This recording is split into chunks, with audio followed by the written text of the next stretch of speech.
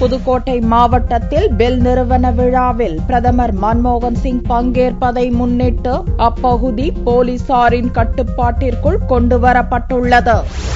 வரும் ஆகஸ்ட் 2ஆம் தேதி வெள்ளியன்று புதுக்கோட்டை மாவட்டம் திருமயத்தை அடுத்த ஓலக்குடிப்பட்டியில் பெல் துணை நிறுவன திறப்பு விழா நடக்கிறது.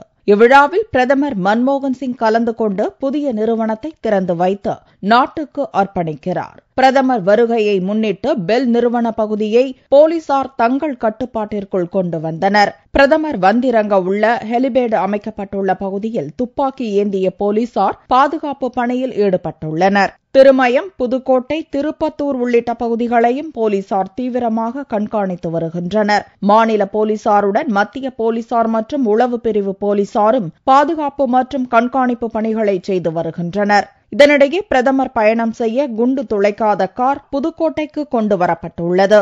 பிரதமரின் வருகையால் புதுக்கோட்டை மாவட்டம் விழாக்கோலம் பூண்டுள்ளது.